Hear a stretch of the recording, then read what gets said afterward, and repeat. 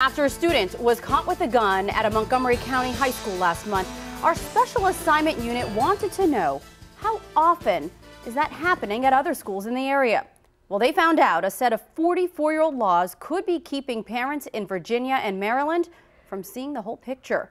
Here's special assignment unit reporter Whitney Wild. I have a question. Should a law signed by Gerald Ford affect the way that data is reported today? School districts in our area say yes. Now here's the deal. In Maryland and Virginia, schools track data surrounding incidents like when students bring a weapon to school or when they're disciplined for bringing a weapon to school. All of that data is online right here. You can view it anytime, pretty much anywhere.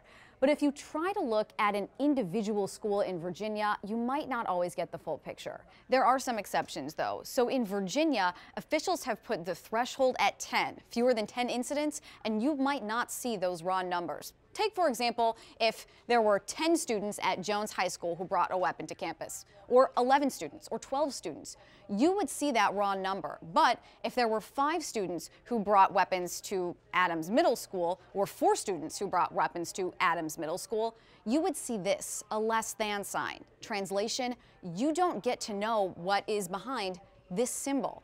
Now, that didn't sit well with a Fairfax County mom we talked to. I think that that is a complete disservice and almost like you're lying to your community.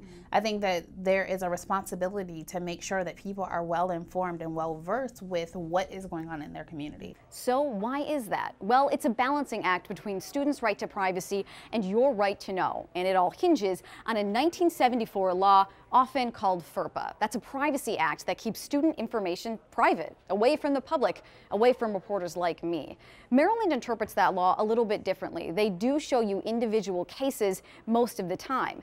The problem with the law is that it predates Parkland, predates Columbine, predates Sandy Hook. And the Fairfax mom that we spoke with said she doesn't think this law works in today's climate. For me, it's very concerning, and I definitely think that that's a greater conversation that needs to be had. So what do you think? Do you think that the state should tell you about individual cases, or should they continue to shield data in some cases if it protects a student's right to privacy? You can tweet me or send me an email. Whitney Wild, WUSA 9. So parents out there, you probably have some questions. Whitney has a guide to find out information about your child's school on our website, WUSA9.com.